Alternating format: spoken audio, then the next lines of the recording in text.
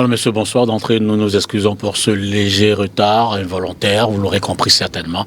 Nous avons deux thèmes, 4 invités ce soir. Nous parlerons grandement de la décentralisation et le visage réel de la gouvernance locale. On va en parler avec les invités de ce soir, mais également de l'ethnicité et de l'unité nationale, source de division ou d'unité. Voilà les deux thèmes retenus ce soir. On va certainement évoquer un ou deux autres faits d'actualité récentes. D'abord, je dis bonsoir à Brice Diolako du MRC. Grand frère Jupiter, bonsoir. Bonsoir également à tous ceux qui nous regardent. C'est toujours un plaisir pour moi, combiné avec une fierté, de défendre le plus grand parti politique de l'opposition au monde sur les antennes de Spectrum Télévision. Et c'est un honneur une fois pour le MRC d'avoir reçu l'invitation du grand frère Jupiter Tongo pour débattre des questions aussi sérieuses et dignes d'intérêt sur ce plateau. Une fois de plus, merci de m'avoir invité. Jean-Claude Fissioud, bonsoir. Vous êtes du RDPC. Et cela ne vous a pas échappé, monsieur Jupiter. Bonsoir et bonsoir à l'ensemble des copanélistes et aux millions de téléspectateurs. Nous reprendrons présent à chaque fois où nous sommes sollicités et nous vous remercions. Maître Achille Dio, bonsoir. Vous êtes cadre SDF. Bonsoir mon cher Jupiter, bonsoir Copanel. Bonsoir également à l'ensemble des fidèles de cette production. Nous saluons avec beaucoup d'affection nos camarades combattants du SDF. Nous sommes fiers de représenter le SDF sur ce plateau. Nous n'allons pas dire que nous représentons le plus grand parti de l'opposition au monde. Nous représentons tout simplement le SDF qui est un parti d'opposition comme d'autres. Merci de l'invitation. Bonsoir à Michel Michaud-Moussala, directeur de publication. Journaliste. Journaliste, bien sûr. Bonsoir. Bonsoir, monsieur député, bonsoir à tous les panélistes. Et bonsoir à tous ces téléspectateurs qui prennent de la peine à voir cette émission qui fait des vagues. Dire que ça fait quand même beaucoup d'années que vous tenez bien cette émission et que je m'en voudrais de ne pas le reconnaître. Donc bonsoir aux chers panélistes qui font le plaisir de sacrifier leur soirée pour nous accompagner habituellement au cours de cette émission. Alors avec vous et peut-être des autres aussi, d'entrée on va peut-être rendre hommage à Suzanne Kalalobert. Ce sera la première émission, premier quartier sur table. Après son décès, on a le devoir moral, intellectuel et aussi la reconnaissance en la qualité, aux capacités de cette icône qui est partie. Je vais peut-être laisser chacun dire un petit mot, un témoignage en sa mémoire. Brice. Oui, la maman Suzanne Massue, comme tout le monde avait l'habitude de l'appeler, s'en est allée. Et c'était un honneur pour moi de l'avoir connue dans les derniers moments dans une chaîne de télévision consoeur à vous, où elle était régulièrement comme consultante. Je recevais régulièrement des conseils, surtout lorsque je passais à la radio. Par moment, elle était à la télévision. On sortit, on se rencontrait et puis je lui posais des questions. Comment bien communiquer, comment bien porter la voix d'un parti politique. Et techniquement, elle m'apportait des conseils.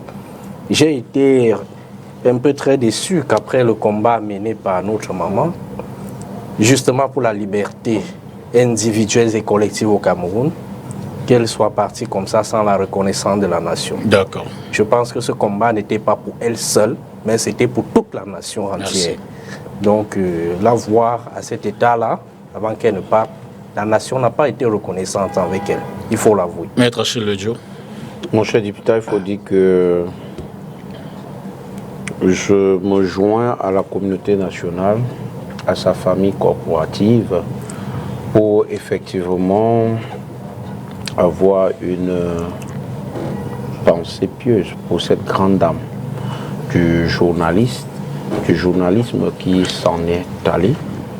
Je peux vous dire que je l'ai eu comme panéliste ou comme co-panéliste sur une chaîne concurrente. J'ai compris et j'ai su, c'est une dame très forte qui croit ou qui croyait en ses positions. La dernière émission, moins de 3 mois, lorsque nous avons fini l'émission, elle m'a dit, fils, accompagne-moi laisse-moi, raccourcis-moi le chemin. Je l'ai prise, je l'ai laissée à Bonapriso, vers l'armée de l'air, où elle m'a même invité à prendre un café, puis c'était dans un café. Je lui ai dit non, vu là, j'ai d'autres rendez-vous. Elle m'a dit bon, ça va, à la prochaine. Malheureusement, il n'y aura pas de prochaine. Merci. Que son âme repose en paix. Jean-Claude Fissiout. Madame Suzanne Kalalo-Bem a servi son pays. Et le pays est fier d'avoir eu une concitoyenne de sa trempe. C'était une dame d'esprit libre et très libre, qui disait ce qu'elle pensait et qui défendait également ses opinions. Elle a mené toute une vie pour la liberté d'expression, liberté de pensée, et elle a essayé de contribuer à hisser haut véritablement la communication, qu'elle soit politique ou bien même journalistique. Merci. La nation lui a également été reconnaissante parce qu'elle a eu à travailler dans une institution qui est la plus haute institution de régulation de la communication, le Conseil national, le CNC. Donc, ce qui voudrait dire que c'était également un parcours qui a été couronné. Merci. À travers tous ces éléments-là. Elle a apporté des touches particulières à chaque fois, une forme d'originalité lorsqu'elle présentait des émissions. Nous avons retenu plusieurs anecdotes, mais par défaut de temps, nous ne pourrons pas les citer ici tout de suite, mais elle était également, cet moment, très attentionnée. Parce que même au cours de l'émission, dernière émission qu'elle présentait, elle vous apportait même de quoi manger et tout, pour pouvoir vous rafraîchir. Michel Moussala. Bon, écoutez-moi, j'aime pas trop ces hommages qui reviennent à l'homme quand on ne lui donne pas de son vivant.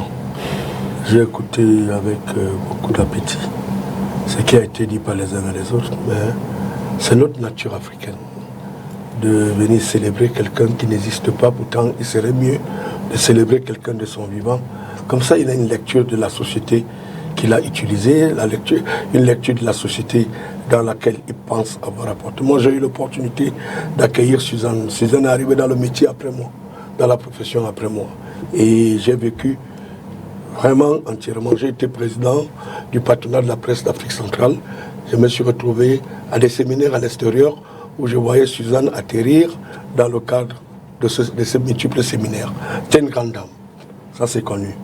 Mais est-ce que ce n'est pas narratif que de venir dire au jour d'aujourd'hui, même pour ceux qui pensaient négativement des actes de Suzanne, qu'elle était grande dame? On le fait. Malheureusement, s'il faut reconnaître une certaine posture de cette fille, elle était une dame libre. Et c'était une journaliste. Je respectais à sa juste mesure le métier qu'elle exerçait. Elle a tellement aimé son métier qu'elle n'en savait comment se départir.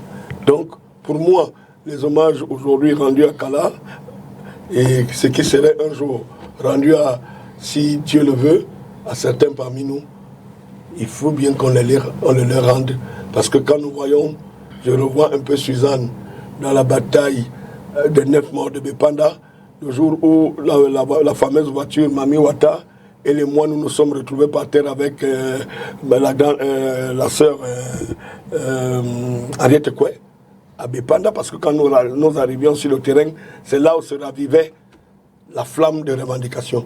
Donc je la vois sur d'autres prismes, je la vois et que je la vois aujourd'hui dans un cercle. J'ai échangé tellement avec Suzanne ces 6 derniers mois. Merci. Et j'estime que c'est une grande dame, qu'elle s'en aille, et surtout pour sa famille nucléaire, professionnelle, qui comprennent que ainsi va la vie.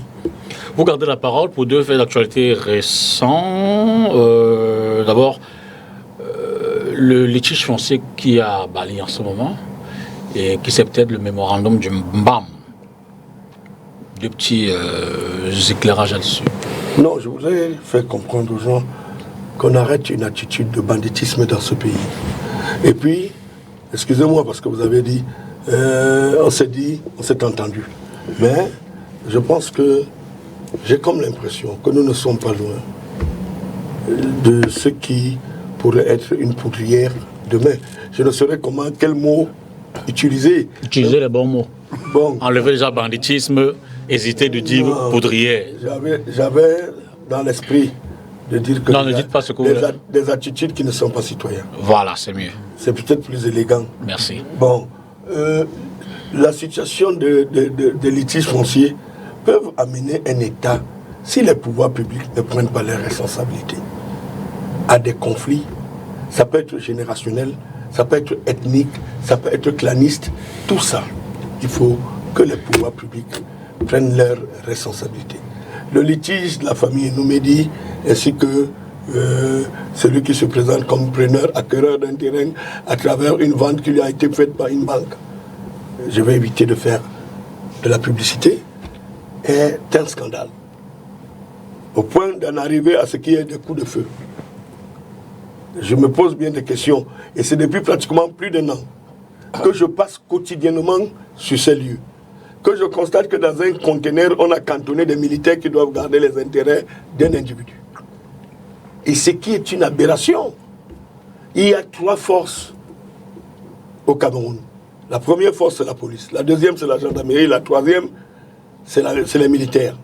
Mais on est surpris que quotidiennement, on utilise nos forces de défense pour des missions qui ne sont pas les leurs. Certaines forces la police est là pour escorter peut-être des gens qui ont leur argent à garder dans les banques et garder les banques. La gendarmerie en vient en deuxième position. Qu'est-ce qu'on a cantonné des militaires depuis des mois? Ça peut être un acte, l'acte qui s'est passé hier où il y a eu des coups de feu. Est celui qui peut être un acte de désintéressement d'un militaire qui se demande qu'est-ce qu'on m'amène faire dans un conteneur pendant une semaine. Et ces chefs de corps devraient comprendre que non, pour certains intérêts, il n'est pas question de venir. C'est ça qui me fait problème. Ce n'est même pas le litige en soi. Qu'est-ce que les individus ont à prendre les forces de défense pour aller terroriser les gens dans les quartiers, dans le cadre de l'obtention des terrains? Sur le mémorandum du MBAM, je vous interroge, vous, parce que vous êtes journaliste, donc historien des faits. Un mot sur Je suis rédacteur. Directeur de publication. Je suis rédacteur du mémorandum du MBAM. Ah, d'accord. C'est déclaré, c'est connu. Ok. Le mémorandum est si simple à comprendre. Les Mbamois se sont assis. Ils sont assis où? Mais on s'assied toujours quelque part. Il y avait combien de personnes?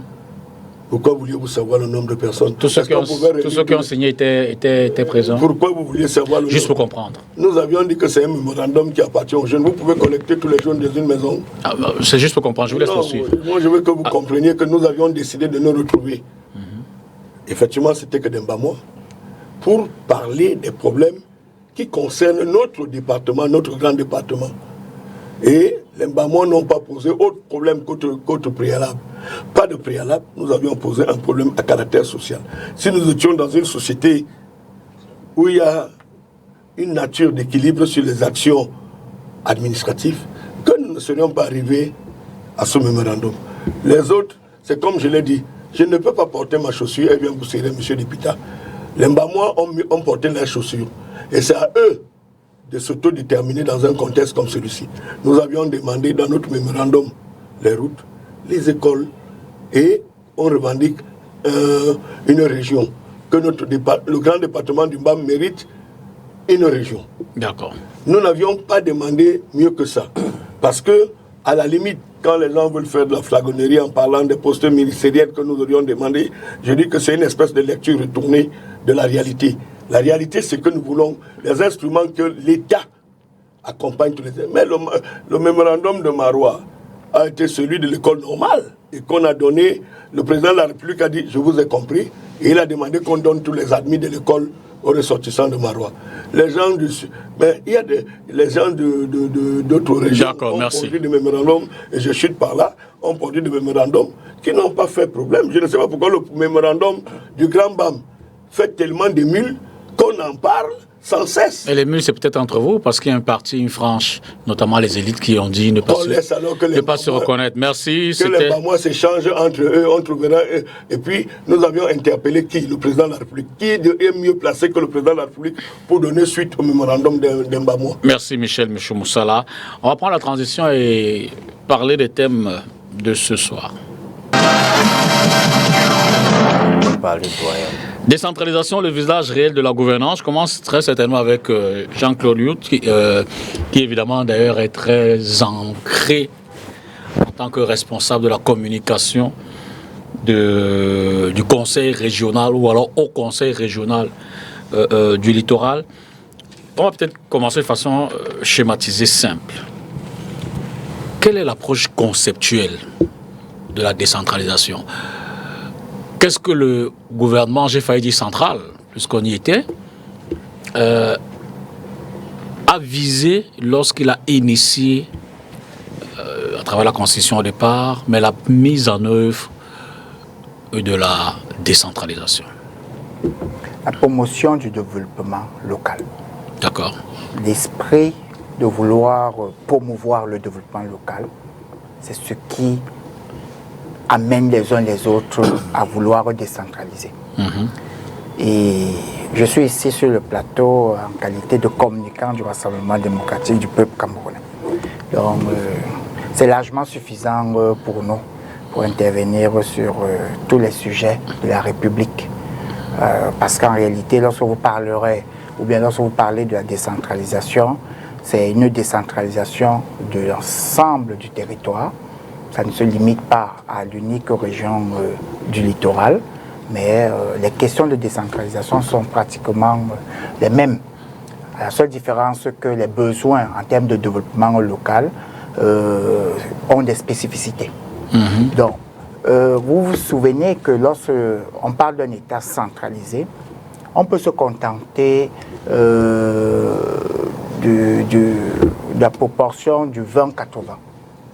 En disant, voilà ce qu'on a envoyé pour la région du littoral, la région du centre, de l'extrême nord, de l'ouest, de ceci. De manière globale, ça peut vous donner l'impression que c'est beaucoup. Mais par contre, lorsque vous entrez dans les spécificités, vous allez trouver que lorsqu'on dit qu'on a envoyé dans le cadre de la région du littoral, cette région a des départements et cette région a des arrondissements. Et chaque arrondissement a des besoins en termes de développement local. Chaque département a des besoins en termes de développement local. Et chaque région, de manière globale maintenant, a des besoins. Donc, pour pouvoir donc apporter une solution nette et progressive et qui est une manière de promouvoir le développement et équilibrer le développement à travers l'ensemble du territoire, il était utile et important. Mais la décentralisation a commencé depuis. La décentralisation n'a pas commencé à l'avènement des conseils régionaux. Il faudrait que les uns et les autres comprennent, parce que les collectivités territoriales décentralisées sont les communes d'arrondissement, les communes de ville, ou bien qu'on appelle les communautés urbaines, et les conseils régionaux. Au total, vous avez donc 360 plus 14 plus 10. Voilà l'ensemble des CTD qui constituent donc cette décentralisation. Et vous vous souvenez que nous avons depuis 1987 des communes qui sont nées et ensuite des communautés urbaines qui existaient. Donc la décentralisation a commencé depuis. Mais la loi portant Code général des collectivités territoriales décentralisées a pu rassembler en une seule loi l'ensemble des textes et règlements qui existaient déjà bien avant et qui apporté des spécificités liées aux assises du grand dialogue national. Donc, c'est des réponses qui ont été apportées et maintenant, cette décentralisation est un apprentissage. Parce que la décentralisation, auparavant, avant l'avènement des conseils régionaux, montrait que les institutions existaient, mais toutes les institutions de la décentralisation n'étaient pas encore mises sur pied. Aujourd'hui, lorsque les conseils régionaux arrivent, vous allez donc constater que, au vu des compétences qui sont données à travers la loi portant Code général des collectivités territoriales décentralisées, les compétences sont connues. Maintenant, on parle de la SND 30, dans la stratégie nationale pour le développement à l'horizon 2030. La déclinaison de cette SND 30 arrive au niveau donc des plans régionaux de développement. Et des plans régionaux de développement, vous avez également des déclinaisons sectorielles qui sont les plans communaux de développement. Donc, une fois ceci mis en musique, c'est là où vous pouvez donc maintenant vous plonger sur les transferts de compétences, où on en est aujourd'hui, et la prise en main par ces CTD en matière de transfert de compétences, ce qui est fait, la gestion, parce que n'oublions pas, les procédures administratives sont là, et les compétences nécessitent également un certain temps de mise en œuvre et de mise en musique. Et surtout les rouages entre l'administration centrale et les différentes collectivités territoriales décentralisées. Je pense que les uns et les autres se sont dotés des outils de projection d'abord, parce que il fallait se rassurer que tout le monde, toutes ces structures ont ces outils de projection en termes de planification de développement. Les conseils régionaux se sont dotés des plans régionaux de développement. Nous pouvons rappeler la méthodologie, qui était une méthodologie au cours de l'émission, vous n'allez pas m'en opposer la parole. Exactement, qui était une méthodologie consultative et qui a permis d'aboutir à ces différents plans régionaux de développement. Les communautés urbaines ont des plans communaux de développement. Les communes également ont des plans communaux de développement. Ceci étant, c'est à partir de ce moment-là où nous pouvons donc commencer l'évaluation sur 5 ans de ces différents documents de planification. On aura le temps de faire l'évaluation au cours de l'émission. Maître Achille Ledio, c'est la loi de 96 qui initie le concept de l'État décentralisé.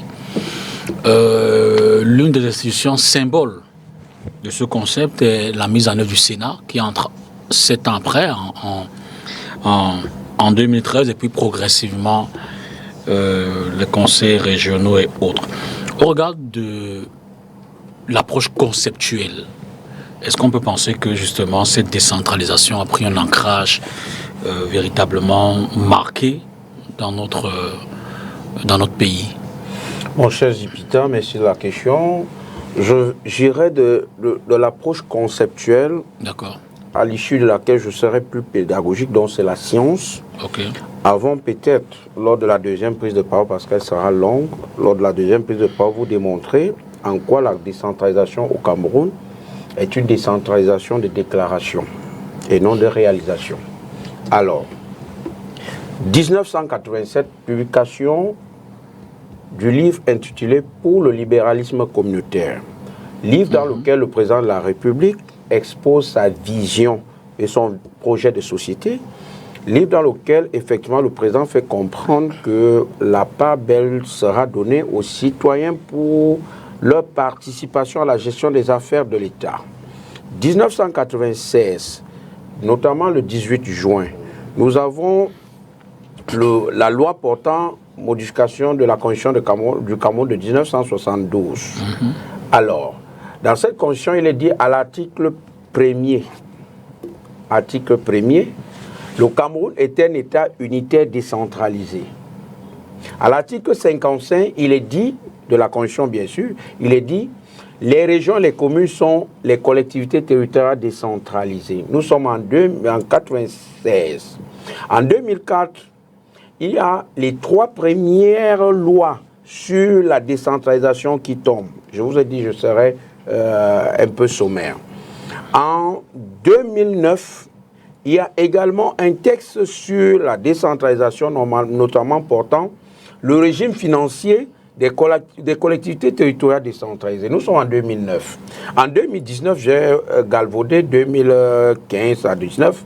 Alors, 2019, notamment en décembre, après le grand dialogue national qui s'est tenu du 30 septembre au 4 octobre 2019, nous avons donc le Code général des collectivités territoriales décentralisées. Lorsque vous prenez ce texte qui, en réalité, est un joyau, vous vous rendez compte que la décentralisation au Cameroun est pensée comme étant un outil au service du développement local. Il y a des avancées, des très grandes avancées. Nous avons par exemple ce que j'ai toujours décrié. Vous savez, j'ai toujours combattu pour être candidat à la mairie de Douala 2e. Donc, pour ce qui est des communes, j'en connais un peu plus. Alors, lorsque vous prenez le texte du code, je veux dire le Code général des collectivités territoriales décentralisées de 2019, vous vous rendez compte, en termes d'avancée, j'ai dit je serai un peu plus pédagogique. Donc la casquette du politique viendrait après avoir démontré, je veux dire, viendrait démontrer si ces déclarations ont été concrétisées. Alors, lorsque vous regardez la tutelle du préfet sur les communes, vous vous rendez compte que la tutelle du préfet sur les communes, cette fois-ci, a été allégée. C'est devenu une tutelle de veille, une tutelle d'encadrement qui pose le principe du contrôle a posteriori. Et les matières nécessitant un contrôle de l'autorité de tutelle, article 76, alinéa 1 de la loi de 2019, sont limitativement, je dis bien limitativement énumérés, il y en a 7. Ça veut dire que le préfet ne peut pas exercer son contrôle hormis des matières citées par l'article 76. Autre avancée, il s'agit bien sûr de cette liberté ou alors cette possibilité donnée aux communes de pouvoir gérer ce qu'ils ont appelé les matières substantielles. Donc pour pouvoir gérer le sous-sol, les minéraux venant de là.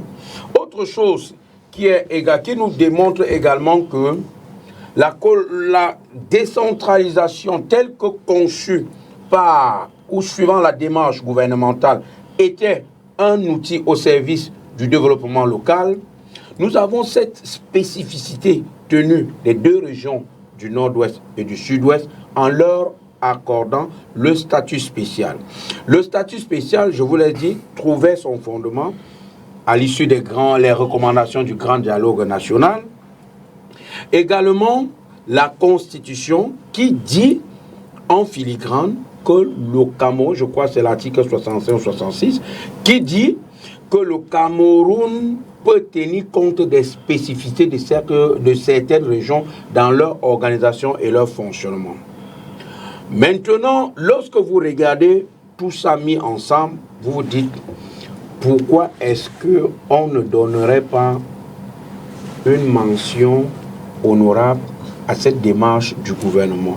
Pourquoi? D'accord. Parce que, tel que conçu, la décentralisation devrait être un instrument de développement. Un instrument au service du développement local. Or, dans la réalité, la décentralisation au Cameroun, telle que pensée, je vais développer après, je donne juste le titre, on appelle ça le chapeau, tel que conçu par le régime du RDPC est une décentralisation des déclarations, des vœux pieux, une décentralisation qui en réalité est un frein.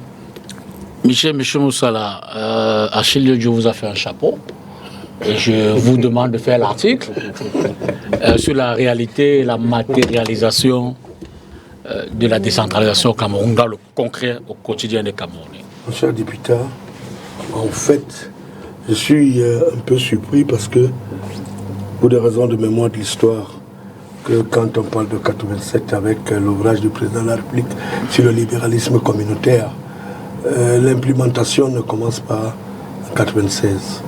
C'est les résolutions de la tripartite, dans laquelle j'ai été personnalité indépendante en 91, qui met en place la politique de la décentralisation. Donc, ça fait partie des résolutions. Malheureusement, ma documentation je vais vous la donner plus tard pour que vous voyez la somme de résolution, parce que beaucoup de gens cherchent qu'est-ce qui a été fait en 91 à la tripartite.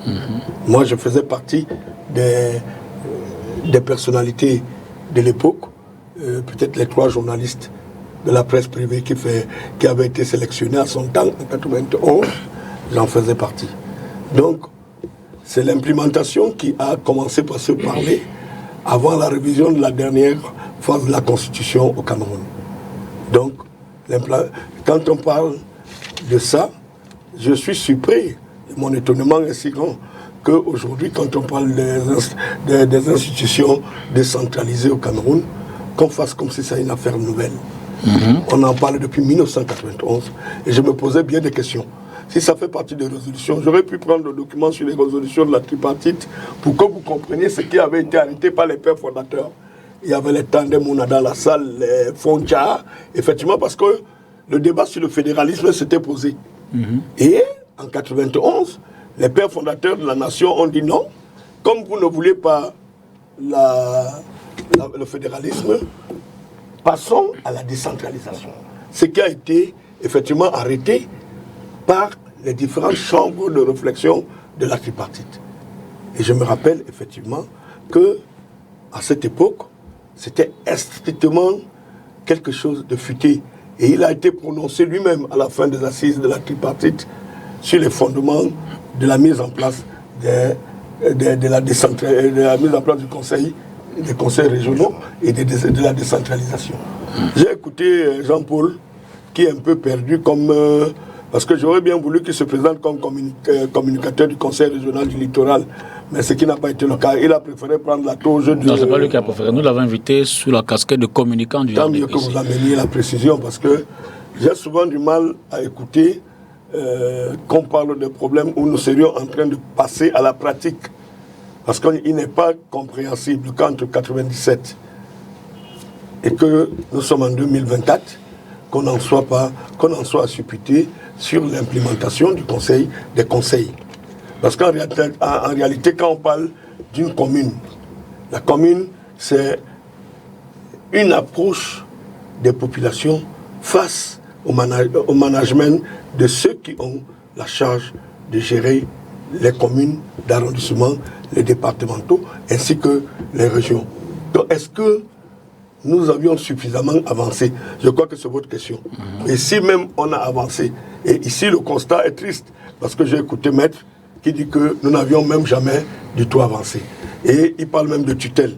Moi je dis que sur le plan de l'implémentation, est-ce que les populations ressentent en réalité la mise en place des politiques de décentralisation que le Cameroun lui-même s'est donné, s'est doté? Sinon, il n'y aurait pas de mémorandums qui sortent de l'Est, de l'Ouest, de gauche à droite. Si on avait implémenté déjà la politique de la décentralisation, pourquoi ça tarde? Parce que effectivement, la culture de la rétention du pouvoir central, qui n'aimerait pas voir ces détachements, ces démembrements, que nous sommes nous-mêmes dotés des lois pour l'implémentation, n'en soit en vigueur. D'accord. Brice, sur la matérialisation de cette volonté politique mise à la Constitution de 1996, qu'est la décentralisation. Ce qui demeure, c'est pan de mer. Le père a beau faire, il a d'abord bien fait de situer la décentralisation d'abord sur le cadre de transfert d'abord de compétences.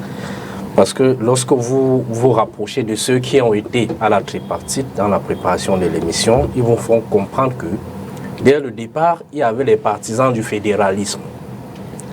Et ceux qui tenaient le pouvoir, c'est-à-dire le pouvoir central RDPC, étaient partisans de l'État unitaire, tellement centralisé. C'est à l'issue des conciliambules que les uns et les autres sont tombés d'accord pour un 50-50, comme on a l'habitude de dire. C'est-à-dire la mise sur pied d'un État unitaire, mais cette fois-ci décentralisé. Ça veut dire que dès le départ, le concept était d'abord le transfert des compétences. Des gens se sont insurgés sur le fait que le pouvoir central détenait tout et ne laissait aucune opportunité aux différentes provinces et bien d'autres de décider de leurs propres affaires.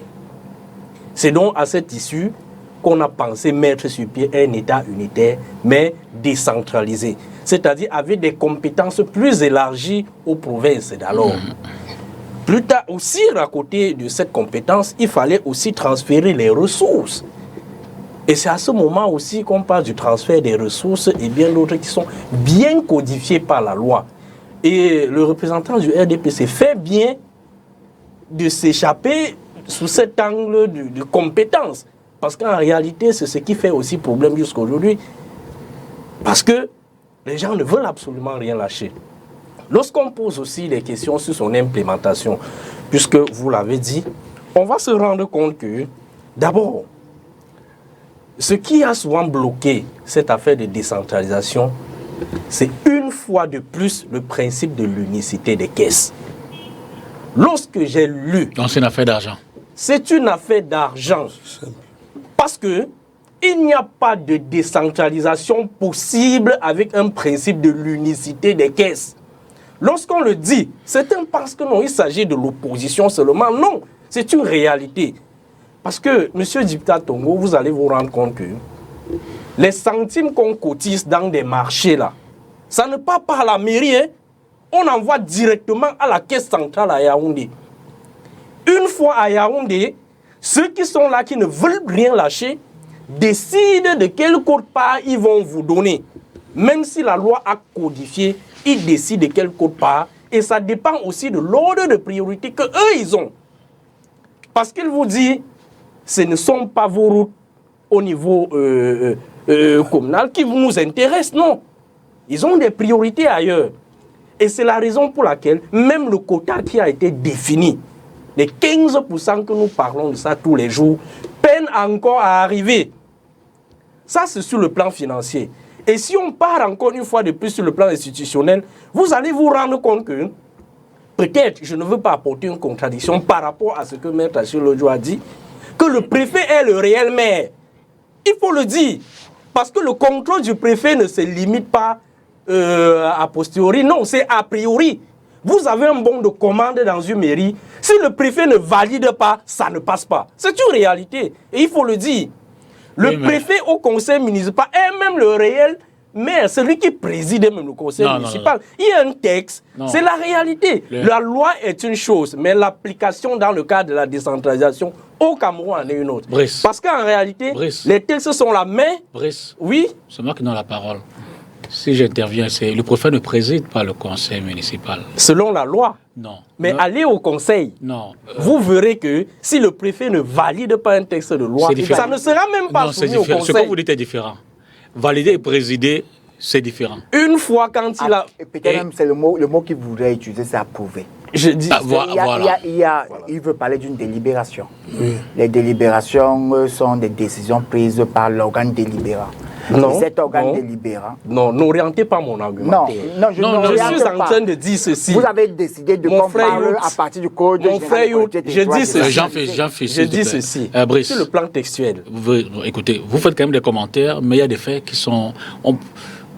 je veux dire que s'il y a nécessité de recadrage, il faut qu'on dise les faits tels qu'ils sont. Justement. Nous sommes d'abord d'accord que le préfet ne préside pas les conseils municipaux.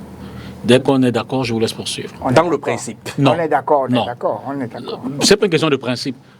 Mais vous n'arrivez pas dans un conseil. Parce que c'est codifié. Vous n'arrivez pas dans un conseil où vous voyez le préfet en acteur de président. Mais en réalité, en filigrane, dans le feedback... Non, vous jouez, ça c'est un jeu de mots.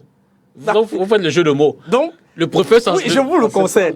Acceptons, voilà. Admettons. On peut y aller. Admettons. Okay. Mais dans le concept, on voit la réalité est tout autre. Parce que ce qui se passe généralement dans les mairies en matière de compétences, c'est que si le préfet ne valide pas un bon de commande, ça ne passe pas. Non. C'est une réalité. Le préfet ne je peux vous citer, je peux vous citer avec des exemples bien précis.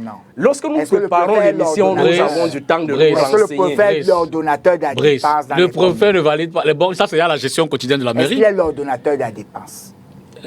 J'étais de 10 ans que ce sont Est-ce qu'on valide le bon de commande au conseil municipal? Est-ce qu'en dehors du conseil municipal, vous voyez le préfet au quotidien à la mairie? Monsieur, il veut nous ramener toujours Non. dans les textes et pourtant la pratique de ces textes en est Non. autrement. Non, non. Il faut qu'on l'avoue. Même dans la Juge de pratique, la une seconde, régularité, Jean-Claude. de la légalité, ne Même pouvait dans pas la dire pratique, qu'il intervient. même dans la pratique, on ne peut pas dire que le préfet valide les bons de commande de la, Mon de Dieu, la mon mairie. Dieu, mon Dieu. Comment? Il y a un ordonnateur. À ce Une niveau- fois de plus, admettons. À ce niveau, Voilà. c'est Encore que ce deuxième qui est fois dit qu'on est admet. réel. Parce que l'ordonnateur de la dépense... C'est pas le préfet. Il veut tout simplement démontrer que dans la pratique, c'est- l'ordonnateur il peut subit avoir- l'influence. Subit l'influence. Ils savent. Maintenant, a dit Ah, quoi? J'aurais dis quoi? beaucoup de paroles. A dit quoi? Il Donc, arrive, en il réalité, arrive pour lui qu'il y ait Voilà. des glissements où le préfet Voilà. se retrouve. Ça ne veut pas ou bien- dire qu'au préfet au quotidien, Au quotidien, les voilà, choses. de quoi- Mais voilà. il peut arriver que le préfet influence Influence sur certaines dans décisions l'ordonnancement. de tel ou de Voilà. Et ce- c'est connu. c'est connu. Et c'est ce qui se fait même régulièrement. Donc, j'étais en train Je de ne peux pas démontrer laisser les passer poches. ça. Ça, c'est pas vrai. Je ne peux pas laisser passer ça. Ça, c'est pas vrai. Regarde, écoutez, je suis journaliste. Madame le maire, excusez-moi, je veux un acte, vous signez mon acte de naissance. Oui, viens mon fils, je vais signer. J'ai influencé la décision de Madame le maire. Attendez, j'ai ordonné à Madame le maire de poser un acte. Je suis préfet. Madame le préfet, j'ai mon petit frère là, il a son entreprise là-bas, vraiment. Donnez même 3 bons de commande. Est-ce qu'il a géré la mairie?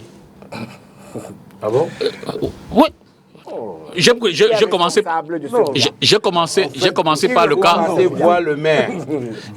Monsieur, j'ai mon petit, donnez-lui Donnez-lui 3 bons de Pourquoi commande. vous partez d'abord le voir? Madame le maire peut refuser. Non, Mais si. tant que le sa préfet... tutelle. Mais, Oui, mais je c'est dis, sa moi, tutelle. Quand vous dites vous là, vous ne dites pas monsieur Dipita. Hein. Non, ce que je On voudrais- est sur le débat de l'influence. Ce que je voudrais dire- Voilà. ce que je voudrais dire, c'est que- non, ce que sur je- les actes de gestion quotidienne de la mairie. de la mairie. Je vous laisse poursuivre, mais je Voilà. voudrais ce recadrage. Ok, le regard valait la peine. D'accord. Donc, j'étais de 10 ans de démontrer les poches de résistance de la La mise en décentralisation. place de la mise en place D'accord. de la décentralisation. Pour dire que ça, c'est sur le plan administratif. Plus pire encore, si on voudrait même avancer, les services sociaux, certains services sociaux, bien évidemment, qui devraient être gérés par des collectivités locales, ne sont réellement pas implémentés. Parce que je veux vous dire quelque chose, et c'est ce qui se fait régulièrement pour ceux qui parcourent les tribunaux. Comment se fait-il aujourd'hui que je suis à Douala, mais pour faire mon extrait de casier judiciaire, je dois encore aller dans la région d'origine? Est-ce que c'est possible? Pourtant, nous aurons cru que nous arrivions au niveau de la cour du tribunal de première instance de Dokoti, qu'on nous dise que oui, c'est bien possible.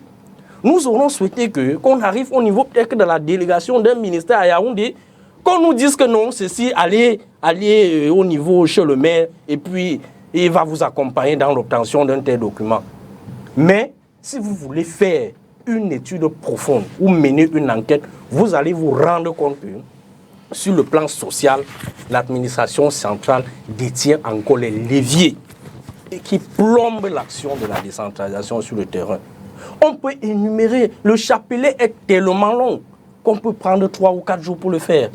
Mais pour la première prise de parole, je préfère m'arrêter là pour ne pas monter. Jean-Claude, sur la mise en œuvre effective de la décentralisation, après avoir fait l'illustration conceptuelle, qu'est-ce que vous pouvez en dire?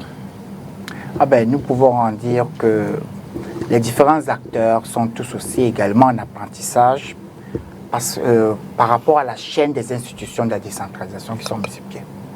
Je vous prends un exemple. Le Sénat, qui a été créé, n'a que tout son sens désormais aujourd'hui avec l'avènement des conseils régionaux. Donc, vous avez observé qu'il y a eu une première législature du Sénat, mais qui était sans les conseils régionaux.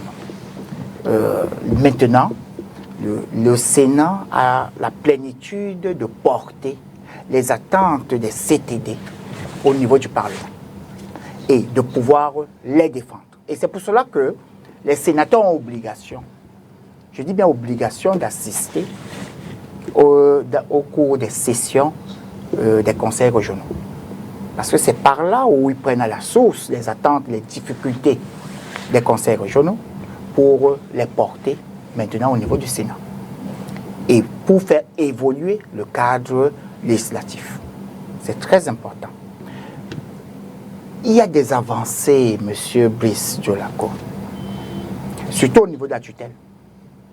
Cette tutelle est une tutelle de la légalité, de la régularité. Ce n'est pas une tutelle a priori. La preuve, les tribunaux administratifs existent aujourd'hui, où on vous dit que si un élu local a pris une décision et que la tutelle elle-même n'est même pas d'accord, qu'est-ce qu'elle fait? Elle va aller plutôt rester en justice au niveau du tribunal administratif. Et c'est le tribunal administratif qui a compétence pour pouvoir donc arbitrer sur les éléments de forme. Donc il est possible pour un maire d'une commune d'arrondissement d'aller introduire un recours grâce à un acte du préfet de son arrondissement, peut-être qu'il porte atteinte à ses propres compétences. C'est possible, du sous-préfet. Oui, c'est possible. C'est possible. Oui, la première. Au RDPC. Possible veut dire que est-ce que la loi le permet, le cadre réglementaire le permet? Est-ce que la loi le permet? Nous disons oui. Oui. Maintenant, quant à la pratique, si vous en avez des exemples, vous pouvez dire que voilà là où on a bloqué un maire. Ou bien voilà là où on a empêché un maire de pouvoir l'exercer. Mais s'il n'y a pas de loi, on dans ne le peut cas même d'espèce, pas. il y a des exemples. S'il n'y a même pas de loi, on ne peut même pas les il y a des illustrations. Hein. C'est la raison pour laquelle Et autre chose, la notion de tutelle. La tutelle n'est pas seulement le préfet. La tutelle, c'est le préfet, le ministre de la décentralisation, le président de la République, en ce qui concerne les communes. La tutelle pour les conseils régionaux. La tutelle pour les conseils régionaux, c'est le gouverneur, le ministre de la décentralisation, le président de la République. Je vous rappelle que, en ce qui concerne le juge de la légalité et de la régularité, il y a des délibérations qu'un gouverneur peut dire non, je préfère que cette délibération-ci soit plutôt signée par la tutelle supérieure, l'État supérieur, qui est le ministre en charge de la décentralisation. Le ministre en charge de la décentralisation peut dire qu'à ce niveau-ci, je souhaite que ce soit le président de la République lui-même qui se prononce. Et là, vous parlez toujours de la décentralisation. Nous parlons de la décentralisation parce que c'est ça le Code général des collectivités territoriales. Lisez très bien. Je vous prends un exemple très simple. Vous allez trouver, par exemple, aujourd'hui, les conseils régionaux ont eu à s'approprier le cadre organique organisant donc les conseils régionaux. Cette délibération-là, naturellement, au départ, devait être signée, c'est-à-dire un secrétaire du bureau du conseil, le président du conseil, le représentant de l'État, qui est, pour les conseils régionaux, le gouverneur. Mais vous allez trouver que ce cadre organique a été signé par le secrétaire du bureau du conseil, le président du conseil, le gouverneur et le ministre en charge de la décentralisation. Parce que c'était important. Donc, c'est pour vous dire que la tutelle s'exerce bel et bien dans le sens de ce que nous sommes en train de vous dire. Ce n'est pas une vue d'esprit. Et autre chose encore. Les communes aujourd'hui ont des taxes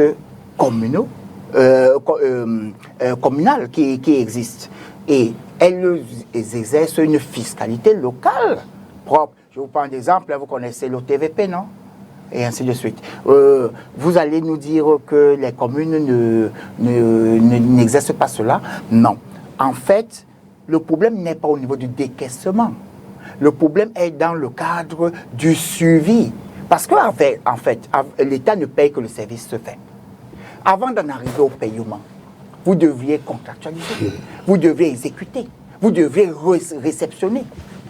S'il y a des lenteurs et les gouverneurs, les ministres, tous parlent chaque jour de la sous-consommation des budgets. Sous-consommation des budgets voudrait dire que l'argent est disponible, mais vous ne consommez pas ces budgets. Et pourquoi vous ne les consommez pas? La lenteur, la lourdeur administrative, il faut aussi... Mais est-ce que c'est un problème de la tutelle? Parce que dans votre démonstration, vous faites bien de montrer quels sont les différents étapes qui rendent difficile l'application de la tutelle. Voilà, donc acceptez d'abord quand même dans votre démonstration, vous avez bien fait de relever les différents boulots d'étranglement. C'est vous-même qui vous dites. Je suis très surpris que vous annonciez en Mondiovision les carences de l'applicabilité. Oui, lui-même il le dit. L'exécution d'un budget, il le dit, d'un conseil régional.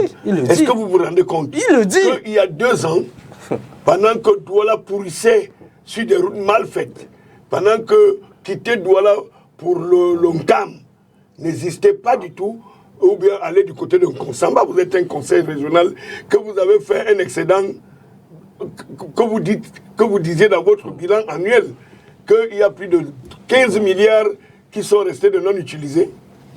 Est-ce que vous trouvez ça raisonné? Bon, non, vraiment, c'est un communiqué sortant du conseil régional d'il y a 2 ans. Non, je n'ai jamais vu ce communiqué parce que peut-être que vous n'y étiez il parle d'abord de 15 milliards. Non, quand même. Il y a combien de temps vous êtes là? Quel est le conseil régional qui a déjà eu 15 milliards de budget? Non, je dis bien l'exécution des marchés et de tout. Comment vous pouvez parler de 15 milliards? Aucun conseil régional n'a obtenu cette somme. Vous avez parlé d'un excédent en matière de fonds qui n'ont pas été utilisés par le conseil régional. Mais laissez-nous. D'accord. Vous avez parlé de on va écouter Maître Lodjo aussi maintenant. Vous avez attrapé peut-être le mot excédent et on va peut-être vous l'expliquer clairement. Ah bon? Mais, bon, en un mot, et puis mais au lieu de parler des chiffres que vraiment... non, allez-y. Les conseils régionaux tomberaient de nu à vous entendre prononcer le chiffre de 15 milliards.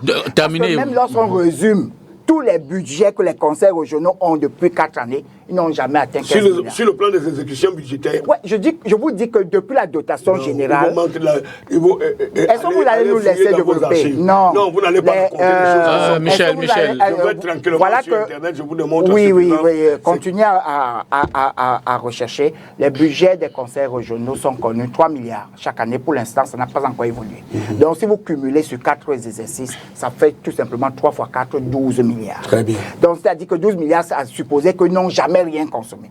Donc, le 15 milliards, je ne sais pas d'où vous le prenez. Mais par contre, si vous avez attrapé un mot qu'on appelle l'excédent, c'est-à-dire que quoi?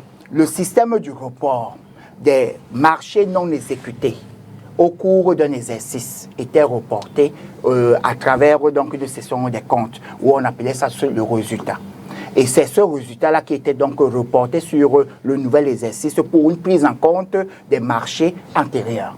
C'est peut-être ça que vous avez appelé excédent. Et maintenant, il y a une affectation de cet excédent-là à travers donc une session des comptes qu'on appelle la session d'évaluation à mi-parcours, qui est une session corrective du budget pour pouvoir donc intégrer ce report du résultat qui est issu de la non-exécution. Mais comme les marchés sont inscrits, sinon ça passe à un niveau d'endettement. D'accord. Donc, je ne sais pas. Et de là, lorsque vous intégrez ce type de report-là, vous allez entendre qu'un budget est passé peut-être de 3 milliards à 4 milliards, ou bien de 4 milliards à 4 milliards 100. Non, j'étais en train de vouloir dire que essayons de lire ce Code général des collectivités territoriales décentralisées et nous allons très bien comprendre. Il parle des routes. Tout de suite, dès qu'il a parlé des différentes routes qu'il a citées, j'étais en train de me poser la question, est-ce que ça relevait de la compétence sur la mise en œuvre effective de la décentralisation, après la notion de conceptuelle que vous avez... Il faut connaître la compétence. Illustré tout à l'heure. Est-ce que cette compétence relève de cette idée-là? C'est d'abord ça que vous devez savoir. Merci, monsieur. Maître Lodjo, la parole. Mon cher député, je vous ai dit lors de ma première prise de parole, il faut d'abord démontrer la démarche conceptuelle de la décentralisation telle que voulue par le gouvernement RDPC. Parce que pour décrire quelque chose, il faut la connaître. Voilà ce que le RDPC a pensé en termes de décentralisation. Est-ce qu'aujourd'hui l'on peut dire qu'effectivement c'est un outil de développement? Je me prononce. La décentralisation au Cameroun, je le dis d'autorité, parce que je maîtrise le code, tous les livres du Code général des collectivités territoriales décentralisées. C'est un outil politique. C'est une décentralisation des slogans creux, des vœux pieux, c'est une décentralisation des déclarations et non une décentralisation des réalisations qui devraient être au service du développement local. Et je meuble. Comment? Alors, prenons le statut spécial du Nord-Ouest et du Sud-Ouest. On nous avait dit, on avait nommé les Public Independent Conciliators. 2, une femme et un homme au Nord-Ouest et au Sud-Ouest. Ils sont où? Qu'est-ce qu'ils font sur le terrain? On a dit, on a créé la House of Thief. Les Thiefs du Nord-Ouest, de peur des exactions des groupes armés, non, je ne veux pas utiliser cette expression-là, des représailles, alors se retrouvent entre Douala et Yaoundé. Alors qu'on dit qu'il y a une House of Thief qui a des attributions bien définies. Où en est-on avec cette house ou alors l'implémentation de cette House of Thief? Vous ne verrez rien. Les sessions alors, du Conseil parlons maintenant du Nord-Ouest se tiennent à Je Yaoundé. vous ai suivi Parce que la décentralisation, c'est un conseil Je régional. vous ai suivi attentivement. C'est aussi le conseil. Jean-Claude, du Conseil régional du Nord-Ouest. s'il vous plaît, maître, allez-y. Je continue. Alors, je dis, il a parlé, Jean-Paul a parlé tout à l'heure, Jean-Claude, autant pour moi, Jean-Claude Youch a parlé du contrôle de la légalité de l'autorité de tutelle. Je voudrais dire que suivant l'article 55 de la Constitution du 18 janvier 1996, il y a 2 collectivités territoriales décentralisées. 1, la région qui a pour autorité de tutelle le gouverneur. Il ne faut pas embrouiller. 2, il y a la commune qui a pour autorité de tutelle le préfet. Scientifiquement, pourquoi le préfet et le gouverneur interviennent? Parce que c'est pour assurer la forme unitaire de l'État. Quand on dit unitaire décentralisée, unitaire, l'autorité de tutelle est là pour s'assurer qu'on ne s'achemine pas vers une, comment ils ont appelé, vers un fédéralisme. Il est là pour s'assurer qu'on est dans l'esprit unitaire. Décentralisation, maintenant, le pouvoir laissé aux collectivités territoriales décentralisées de faire ce qu'ils ont à faire. Donc, il a dit tout à l'heure, il a donné une chaîne de tutelle. Je dis non. Aujourd'hui, la tutelle est a posteriori. Ça ne veut plus dire que pour prendre une délibération, il faut absolument le OK en amont de la tutelle. Non.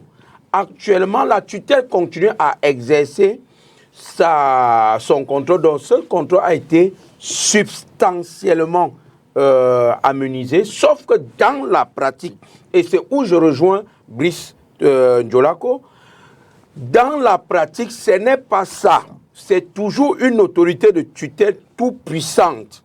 C'est une autorité de tutelle qui est omnipotente au niveau de l'administration ou de la gestion quotidienne de la commune. Vous ne pouvez rien. Vous allez voir des exemples. Une commune administrée par l'opposition qui, en réalité, voudrait implémenter ou faire implémenter les dispositions du Code général des collectivités territoriales sera toujours en déliquescence avec l'autorité de tutelle. Et vous allez également voir les maires qui ont un fort potentiel et qui disent, ici, c'est mon champ compétentiel, ce maire aura toujours des problèmes avec l'autorité de tutelle. Lorsque vous lisez l'article 27 du Code général des collectivités territoriales décentralisées, j'en arrive, il est dit que la part, une fraction des recettes de l'État, 15%, doivent être transférées aux communes et régions. Où en est-on avec cette portion-là? Est-ce que ça arrive? Est-ce que vous savez que 80% des communes au Cameroun vivent sous la perfusion des impôts soumis à péréquation, c'est-à-dire les CAC en l'espèce, les centimes additionnels communaux? Comme M. Brice Ndiolako expliquait tout à l'heure, toutes les recettes au nom du principe de l'unicité des caisses de l'État, on ramasse tout l'argent, on envoie à Yaoundé. Maintenant, les impôts soumis à péréquation, les CAC, l'État maintenant central doit renvoyer pour chaque commune. Les communes centimes additionnels communaux. C'est ce que je dis. Non, vous avez dit CAC. En fait, pour que le téléspectateur comprenne. Alors, vous allez vous rendre compte que lorsque l'État central retarde pour reverser cet argent dans les caisses de la commune concernée, les agents communaux commencent à accumuler les aérés. Et la commune qui est dirigée par l'opposition, parfois le maire vous dit, depuis je n'ai pas reçu de CAC. Alors que son homologue de l'autre côté a reçu depuis, a fait ce qu'il a fait. Vous allez voir la commune de Mombo, chapeautée par le SDF à 100%, qui parfois attend, n'a pas ses CAC. À Mombo, vous avez quel OTVP que vous pouvez prendre là-bas pour nourrir les caisses de l'État? En dehors de cette société brassicole qui paye souvent certains impôts, mais avec beaucoup de pression. Je parle de ce que je maîtrise. Et maître, et il faut préciser que c'est au second trimestre de l'année qui suit qu'on perçoit la dotation du précédent, de l'année N-1. Tout ça, c'est pour fragiliser, alors qu'en réalité... C'est spécifique aux mairies de l'opposition ou bien c'est une... Je peux prendre un autre exemple ici à Douala. La mairie de Douala 3e, je salue le président régional SDF, M. Diop Komnan Théophile, maire ou ancien maire de la commune de Douala 3e, vous allez dire, je ne veux pas vous parler de ses déboires en termes de CAC. Lorsqu'il attend encore ses CAC, son homologue de Douala 1er en a déjà reçu. Tout ça parce qu'on veut fragiliser les actions citoyennes de M. le maire Diop Komnan Théophile, maire SDF de Douala 3e. Et amener les populations à voter contre lui. Justement, ça c'était le point sur la tutelle, sur la portion de la recette ou des recettes de l'État devant être reversées. Et vous allez vous rendre compte que pour que la décentralisation soit vraiment effective, il y a les organismes d'accompagnement, comme le BUNEC, le Bureau national de l'État civil. Où en est-on avec le BUNEC? Le FECOM. Vous savez le scandale qu'il y a là-bas. Le FECOM doit accompagner les communes. Mais vous allez rendre compte que le FECOM n'accompagne en grande majorité que les communes d'obédience RDPC. Leur tendent facilement l'oreille. Pour ce qui est des communes dirigées par l'opposition, c'est très difficile de faire passer un projet. C'est justement pourquoi, lors de ma première prise de parole, je vous ai dit que la décentralisation est un outil politique. Où en est-on avec la NASLA, N-A-S-L-A, la National Administration of Tumer, là, l'école des cadres des collectivités. Non, mais je pense que l'école fonctionne, non? C'était d'abord, je crois. Aboya, pardon. Alors, où en est-on avec la NASLA? Ce sont des organismes... Je crois qu'il y a une promotion qui est sortie récemment, peut-être je peux me tromper. L'école fonctionne, non? En fait, il me semble. Qui a dit que l'école ne fonctionne pas? Ah d'accord, ok. Non, parce que vous demandiez où en est-on. Où en est-on avec une école est censée former tout simplement, non? Mon cher, vous êtes sûr que si je fais ce que vous faites là, vous allez vous en sortir? Allez-y, je vous ai laissé développer sur les sessions correctives, sur les sessions de report du budget. Vous reportez le budget, est-ce que ça se ressent dans le vécu du Camerounais lambda? Vous expliquez les principes. Moi, je vous ai dit, lors de ma première prise de parole, il y a des avancées, il y a des innovations. Là, je suis d'accord. Mais est-ce que sur le plan de l'implémentation, c'est ça? Voilà ma démarche, monsieur Yout. Je vais finir par ce que le grand frère Michel a essayé de battre en brèche tout à l'heure. Je n'ai jamais méconnu l'apport de la tripartite dans les... Non, je n'ai pas dit. Je n'ai pas dit que vous avez mis... Ok. Vous m'aviez mal appréhendé. Je vous donnais juste un éclairage qu'il fallait mieux commencer. Il était question que nous commencions par là. La tripartite était en 91. Sauf que j'ai commencé par le libéralisme communautaire de 87.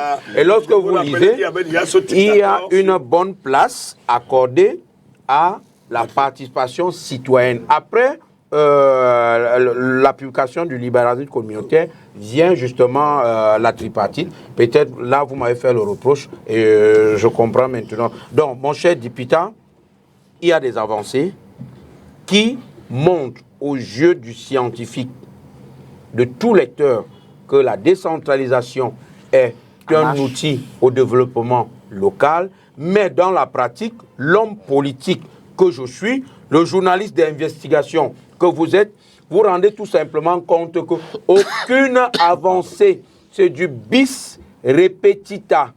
Je ne voulais pas dire comme quelqu'un avait appelé l'ONU de machin, c'est un machin je parle du Code général des collectivités décentralisées. Non. C'est un machin. Non. Pourquoi? Non. Oui, pourquoi? C'est un instrument. Pourquoi? Non, pourquoi? Dites-moi un seul.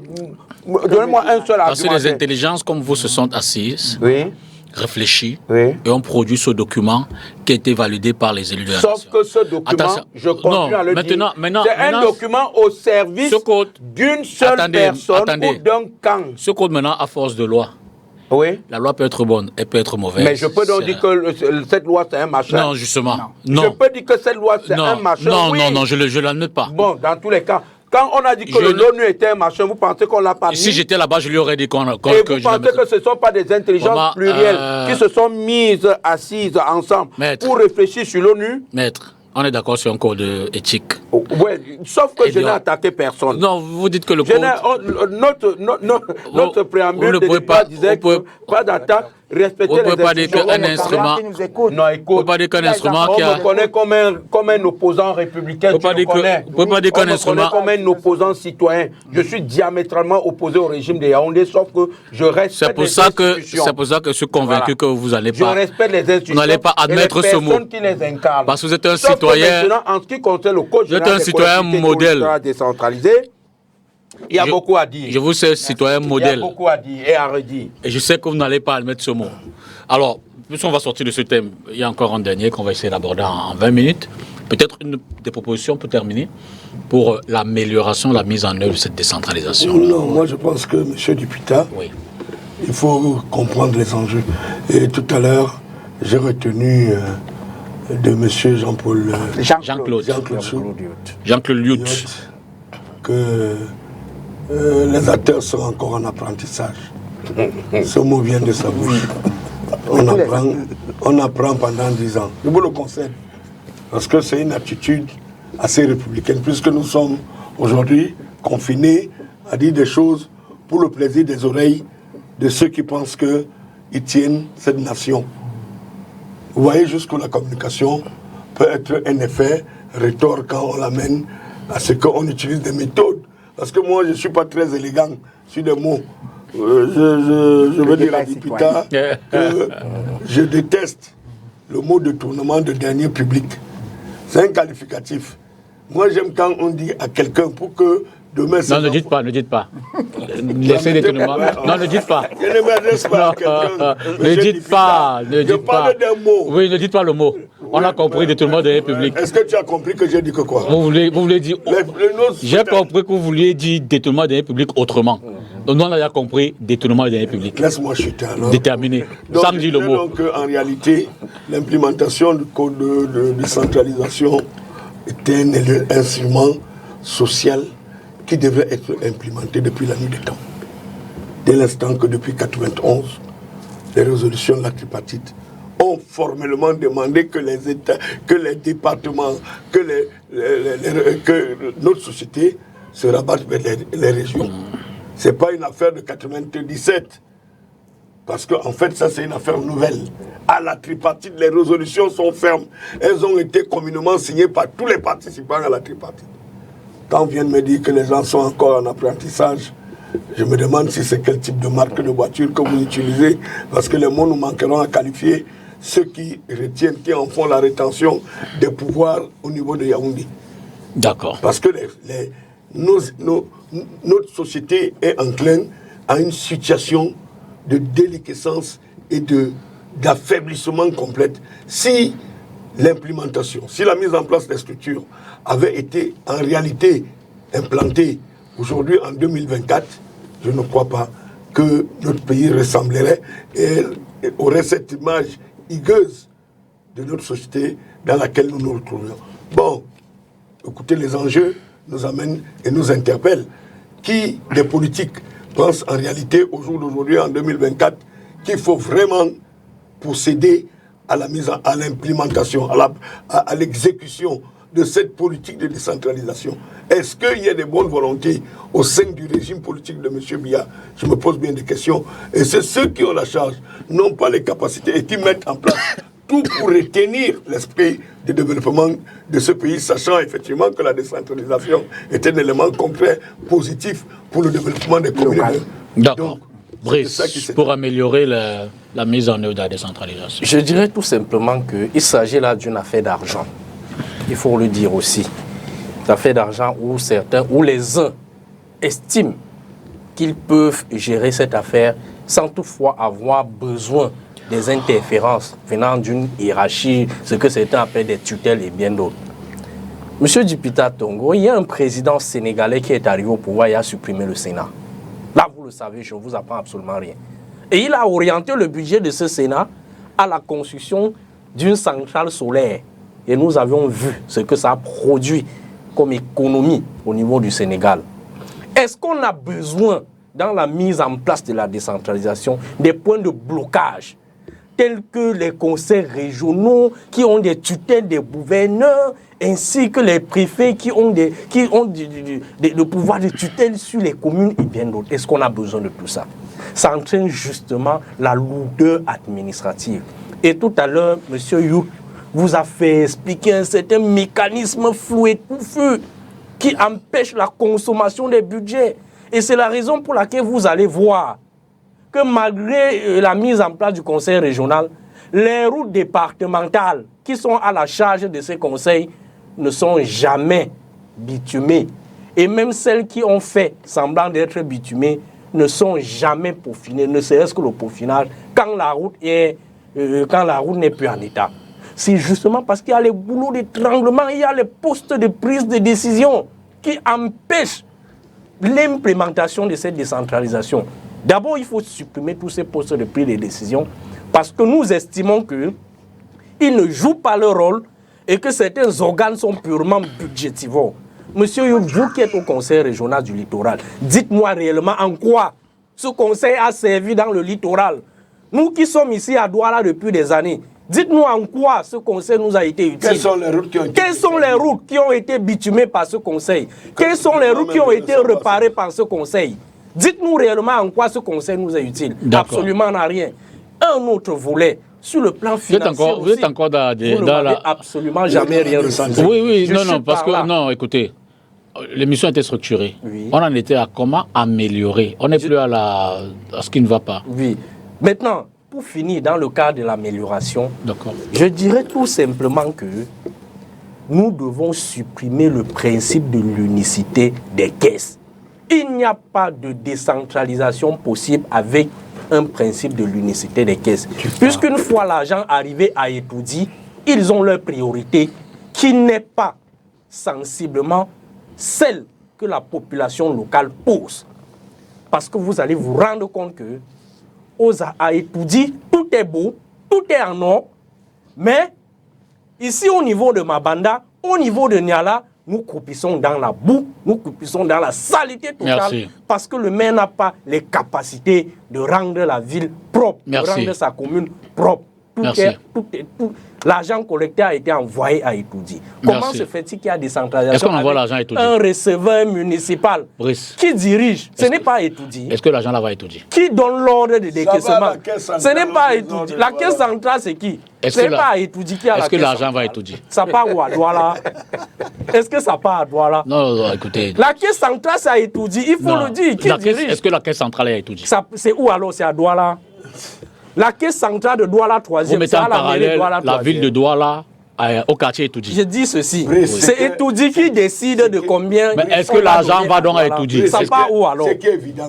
Mais si vous ne savez pas, ne dites pas. Oui, je dis ceci. Non. Qui décide? Qui décide? Non. Est-ce que la caisse va chez l'argent va chez celui qui décide? Seulement, il faut aussi avouer que la caisse de Douala 3e ne reste pas à Douala 3e. Mais ça, c'est un fait. La caisse du littoral ne reste pas dans le littoral. Nous sommes d'accord. Ça reste alors où? Si ce n'est pas à Etoudi. Non. Si vous ne savez pas, ne dites pas. Ça reste alors où? Moi, je ne sais pas non plus. Voilà. Mais je sais que ce n'est pas Etoudi. C'est les chiffres qu'on transfère. Les chiffres qu'on transmet, mais le liquide là ne sont jamais, n'est jamais arrivé. D'accord, Jean-Claude. Donc il faut supprimer tous ces points de blocage et Voilà, puis c'est donner comme- l'argent directement Merci, à ceux Brice. qui sont en charge de gérer la population, les maires. Merci. Et ne plus faire le distinguo entre un maire de l'opposition et un maire du pouvoir, leur donner les mêmes moyens Merci. pour permettre à s'occuper des populations, parce qu'il n'y a pas une population destinée à l'opposition ou une autre population destinée au parti au pouvoir. Très bien. Jean-Claude, sur l'amélioration, la mise en œuvre de cette décentralisation. Et vous pourrez peut-être revenir sur 2 ou 3 éléments cités. Oui, oui, bien sûr. Il y a beaucoup de choses que les téléspectateurs vont comprendre. Je suis désolé pour eux parce que M. Brice aurait dû lire le Code général côté territoire décentralisé et sûrement il aurait compris un certain nombre de préceptes là-dedans. Nous dire que lorsqu'on nous dit que le maire paritaire de Douala 3e, l'ancien maire de Douala 3e, lorsqu'il le recevait, c'est CAC, et après il y avait les gouvernements. Enfin, il y a un budget qui est voté, d'accord, par le conseil municipal.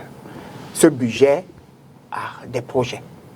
Maintenant que vous avez mené à terme l'exécution de tous ces projets, le paiement des projets, si maintenant c'est les prestataires qui se plaignent, qui n'ont pas été payés, de par le fait que vous, l'ordonnateur de la dépense, vous avez ordonné le paiement et ils n'ont pas été payés, ça voudrait dire qu'il y a endettement qui est constaté au niveau de la commune. À partir de ce moment-là, vous devez nous dire que le problème d'unicité de caisse se pose.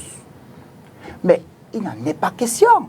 Dites-nous, par exemple, que nous constatons que les projets inscrits dans le cadre du budget de cette commune ne sont pas exécutés. Oui. À partir de ce moment-là, est-ce que c'est un problème d'argent? C'est le cas, oui. De l'unicité de caisse? Non. Les maires se plaignent. Ce n'est pas un monsieur. problème d'unicité de caisse à cet instant précis. Parce que l'exécution du projet n'a rien du tout à voir avec le paiement. Le paiement est le dernier élément de la chaîne dans le cadre du suivi d'un projet. Il faudrait que les téléspectateurs le comprennent. Ceci étant dit maintenant, donc ça voudrait dire que le bilan regarde et concerne ceux qui n'ont pas pu exécuter le budget. Et maintenant, on peut se poser la question, ce budget a-t-il été orienté véritablement vers des projets qui prenaient en compte et en considération les problèmes de la population sur le plan local? On peut s'interroger. Mais on peut avoir une idée quand même, parce que l'élection du double scrutin du 9 février 2020 a sanctionné ce maire-là. Donc ça voudrait dire que la population n'était pas contente. Bon, mais il est important de relever que ce qui doit être amélioré pour l'avancée et la consolidation de la décentralisation au Cameroun, il y a un certain nombre de textes qui sont attendus par les CTD et qui tardent encore à arriver. Par exemple, la loi portant sur la fiscalité locale, elle est importante. Parce que sur la base de cette loi portant sur la fiscalité locale, les CTD, dans leur entièreté, sauront leurs différents quotités qu'elles peuvent recevoir dans le cadre donc, de la collecte des taxes et impôts de notre pays. C'est très important. La décentralisation n'est pas seulement au niveau de l'argent. Il faut un transfert de compétences en termes des ressources. Il faut une mutualisation des ressources humaines. Il faut les compétences des ressources humaines transférées. Là, vous dites, et il faut les textes également qui doivent être transférés. Parce que c'est à 3 niveaux. Je dis que c'est à 3 niveaux. Ce n'est pas seulement les moyens. Vous deviez avoir les moyens, les ressources humaines, et vous deviez avoir le texte. Maintenant, un certain nombre de ministères, parce que le Code général, par exemple, Code général des collectivités territoriales décentralisées prévoit un certain nombre de textes qui doivent être transférés. À date, ce n'est pas tous les tests qui ont déjà été transférés sur la base des décrets d'application. Et certains attendent également des cahiers de charges par arrêté ministériel. Mais qu'est-ce qui fait Donc, problème? ce qui voudrait dire que il faudrait, et lorsque le test d'application arrive souvent, il prévoit même que le cahier de charge doit arriver dans un délai de 6 mois par rapport à cela. Il y a eu des retards qui ont été constatés et ça crée aussi un retard dans la mise en œuvre et l'application de ces compétences-là. Parce que tant que le test, la loi ou bien le test réglementaire n'est pas encore disponible, rien ne peut être fait parce que c'est les compétences qui doivent être effectives. Vous parlez des routes. Le ministère des Travaux publics n'a pas encore opéré des transferts de compétences. Mais par contre, le ministère des Travaux publics, à travers le fonds routier, s'associe aux régions pour pouvoir les implémenter dans le cadre donc, de la prioritisation des choix des routes prioritaires. Mais ce qui voudrait dire qu'il faut encore franchir un autre palier. L'autre palier, c'est le transfert de compétences dans le cadre de cela. Donc, si vous venez, vous commencez à accuser une CTD, posez-vous d'abord la question, qu'est-ce qu'elle est d'abord à même de faire? Qu'est-ce qu'elle a comme capacité de pouvoir refaire et qu'est-ce qu'elle n'a pas pu faire. D'accord. Donc, à partir de ce moment-là, c'est là où vous pouvez donc savoir. Donc, un certain nombre de tests, les compétences transférées qui sont énumérées dans le Code général des collectivités territoriales décentralisées doivent être effectives. Les décrets d'application doivent être effectifs. Les cahiers de charges par arrêté ministériel doivent être effectifs. Et ensuite, maintenant... Mais c'est ce mécanisme de l'honneur que vous continuez à conjuguer. Vous surpassez le vrai. Nous sommes dans la conclusion de... on nous a demandé... Michel, on nous a demandé de... Le débat est fini. Je suis un peu stomaqué parce que les Camerounais veulent savoir la qualité des routes qu'on nous établit dans la région du littoral. Le prochain thème va... C'est de ça qu'il s'agit. Le prochain thème va soulager votre estomac. Oui, Il termine. Nous en sommes à la conclusion de ce thème. Il nous a posé la question, qu'est-ce qu'on peut... Vraiment, un mot. Soyez bref maintenant parce que Maître Le Joe... Et là, pour les routes, posez-vous la question à chaque fois. Cette route est une route à quelle compétence? Nationale, régionale, départementale ou communale? C'est par là où vous pouvez savoir... Maître Le Joe, à la parole. Il faut éviter de... Maître Le Joe, à la parole. Qu'est-ce qu'on doit faire de mieux pour la décentralisation? Pardon? Qu'est-ce qu'on peut faire de plus en termes de propositions? Comment l'améliorer, cette décentralisation? Mon cher député, vous m'avez invité comme représentant du SDF. Bien sûr. Je n'ai rien à proposer au RDPC. Le SDF est fédéraliste. Vous avez dit que vous êtes... Nous sommes fédéralistes. Le SDF n'a rien à dire. Quelqu'un qui respecte les institutions doit donner les pistes de sortie aux institutions. Pourquoi? Parce que la volonté politique n'y est pas. Je vous ai expliqué. Ok, là, je vous ai compris. Que valent les régions, les communes, sans réel pouvoir budgétaire? Au Cameroun, la décentralisation, telle que je l'ai étudiée, est une décentralisation de pouvoir. La décentralisation des ressources n'a pas suivi. Au Cameroun, la décentralisation telle que conçue pouvait être une option raisonnable. Parce que le Cameroun est un État à forte polarité ethnique. En laissant les communes gérer suivant leurs spécificités, ça pouvait être une option raisonnable. Sauf que dans la pratique, c'est un outil politique. C'est ce que je me vertue de démontrer depuis. Je n'ai rien, le SDF n'a rien à proposer au RDPC pour améliorer ce qu'ils ont appelé forme de gouvernement. Nous, au SDF, nous pensons que le fédéralisme, c'est la forme la plus avancée qu'à toutes les ingénieries politiques vous démontreront que ce soit au Canada, que ce soit en Suisse, ce sont des options qui payent et que, une fois implémentées au Cameroun, peut également nous rappeler les années glorieuses. 1961 à 1972, le Cameroun était un État fédéral, avec deux États fédérés, le Cameroun occidental et le Cameroun oriental. Ça, c'est l'histoire. Et en tant que journaliste d'investigation, vous pouvez faire des études comparatives. Est-ce que... le fédéralisme. Jean-Claude, laissez-le terminer. Non, il est en train de nous embarquer dans un hors-sujet. Le votre thème parle sur la décentralisation. Jean-Claude, laissez-moi... Qu'il reste dans la décentralisation, parce que la constitution camerounaise dit que nous sommes un État unitaire et décentralisé. Sauf s'ils vont changer la constitution. On n'en est pas là. Donc ils nous m'amènent à un hors-sujet. Jean-Claude, comment vous saurez si vous ne laissez pas terminer son développement? Non, mais il ne fait que développer dans le fédéralisme. Ça, c'est un pan. Qui n'a rien du tout à voir avec le mot décentralisation. Deuxième pan, laissez-moi faire la police du plateau. Oui. À la fin de la journée, je serai sanctionné à votre place.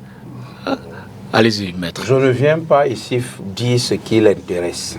Lui, il a passé le temps. Non, poursuivez. Non, il faut que je lui réponde. Ça fait 2 fois, il m'a interrompu.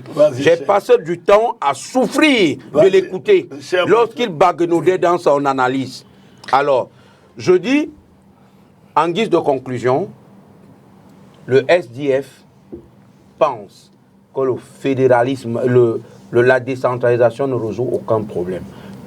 Essayez le fédéralisme, que la population essaye de faire confiance au SDF pour implémenter le fédéralisme et on comprendra qu'on peut facilement revenir aux années glorieuses de 1961.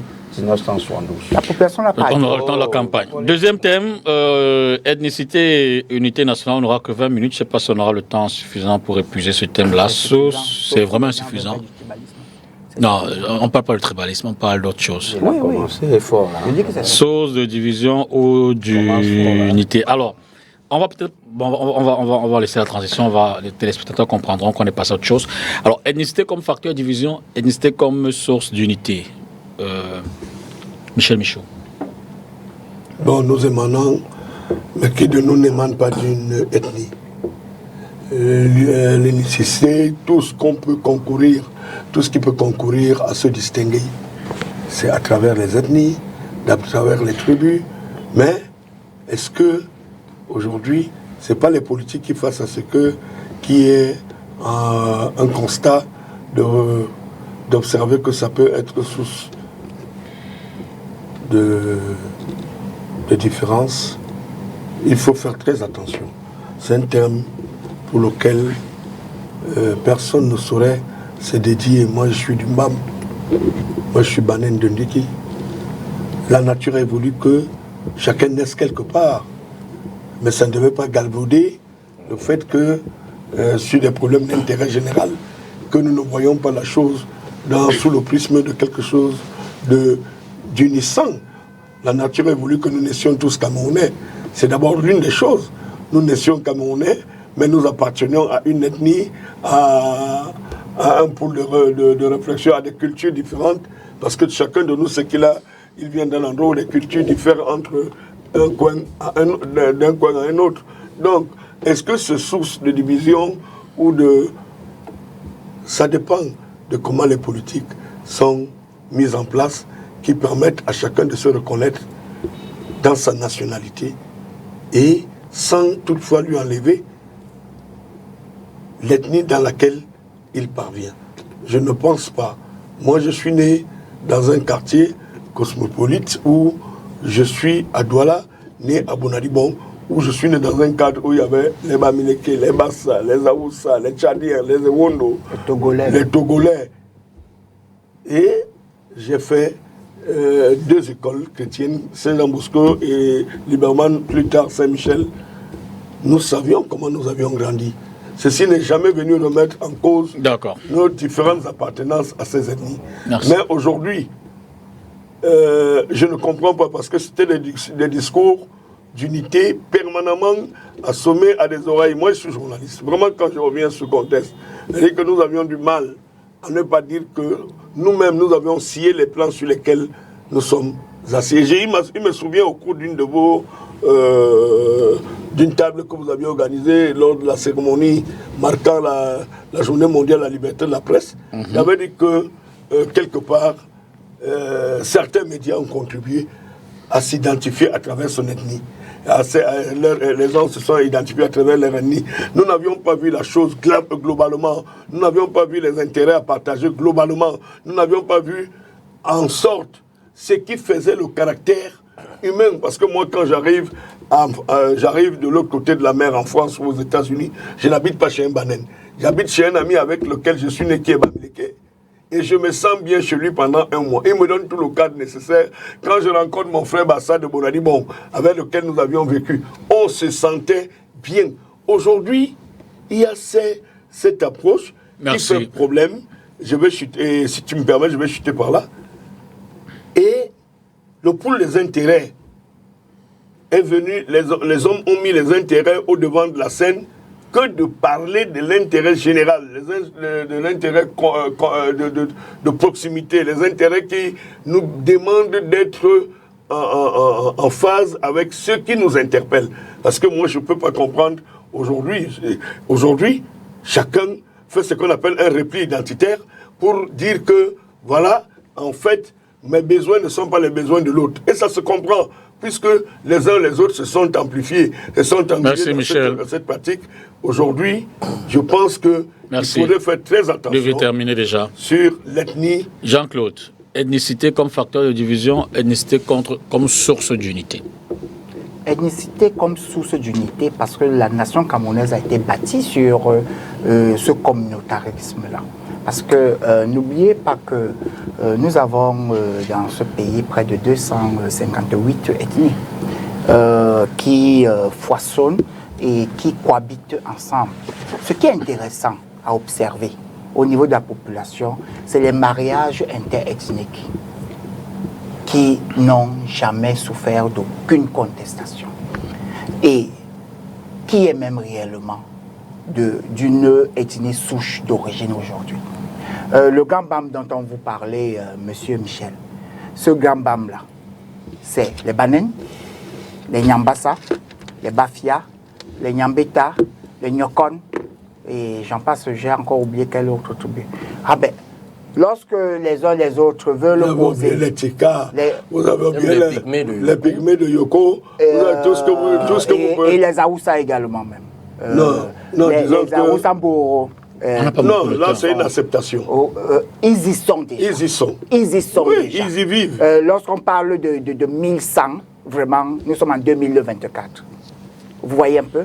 Ok. Donc lorsque les uns et les autres veulent nous poser sur la table la question du Gambam, moi je me pose la question, lorsqu'on va nommer un Banen, le Nyambassa dira que je me retrouve en ce Banen.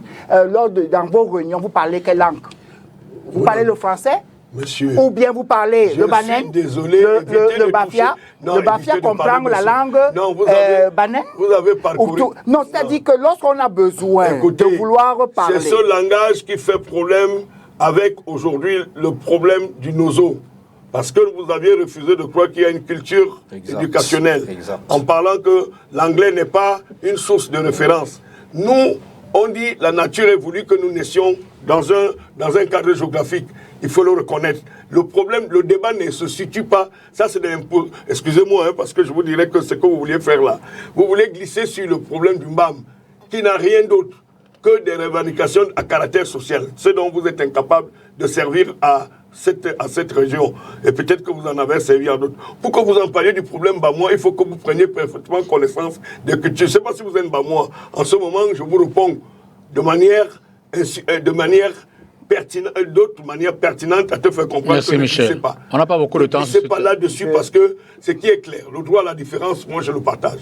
Et vous me connaissez, je suis journaliste. C'est depuis la nuit des temps que j'accepte le débat sur le droit à la différence.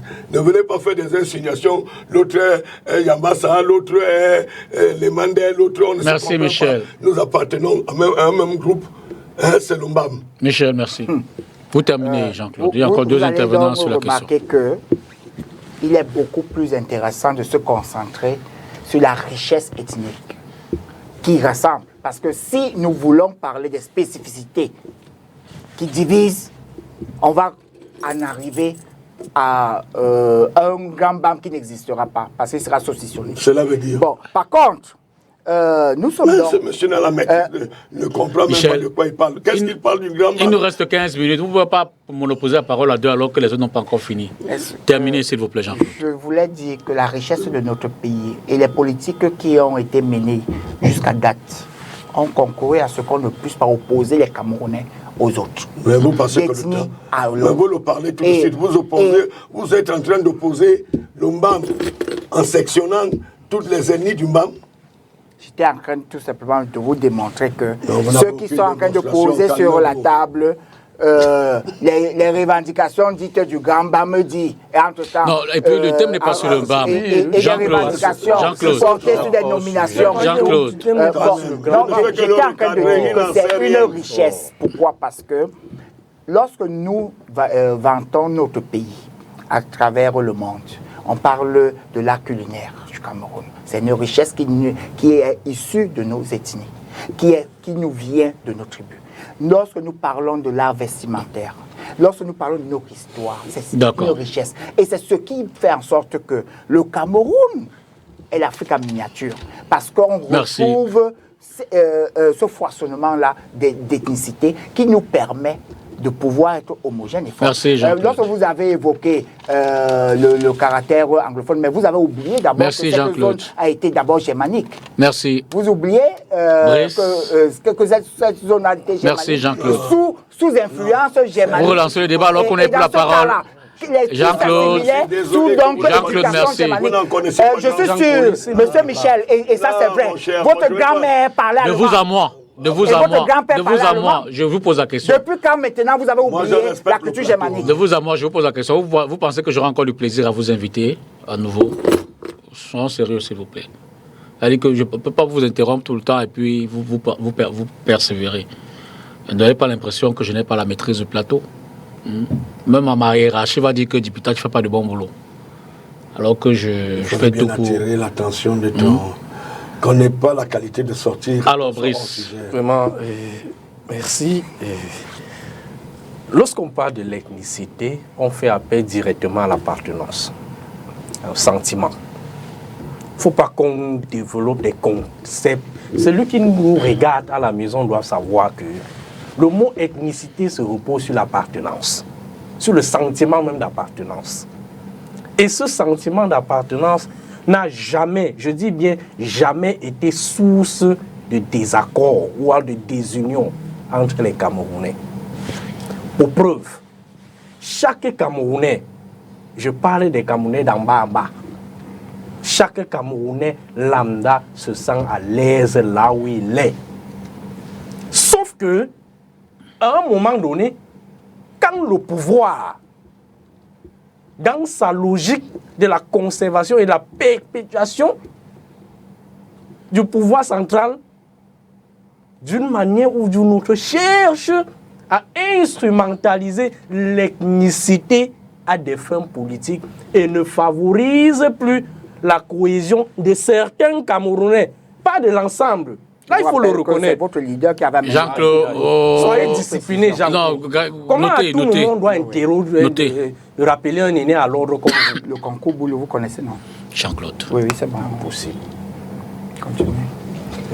Je disais que c'est lorsque le pouvoir central Il est nuisible. sent menacé par une force politique autre que celle dont elle détient, comment est-ce que ce pouvoir-là commence à instrumentaliser l'ethnicité, c'est-à-dire le sentiment d'appartenance à des fins politiques. Et là, c'est très malsain. Permettez-moi, sur le contrôle des aînés politiques qui sont sur le plateau, de faire un petit regard rétrospectif. Si ça prend 30 secondes, c'est bon. Est-ce que vous avez connu l'émission qu'on appelait Radio Trottoir? Je sais que le père... Si, ça existe. Est-ce que vous connaissez le message qui était véhiculé par Radio Trottoir par moment? Parce que là, en préparant cette émission, je suis allé un peu plus loin.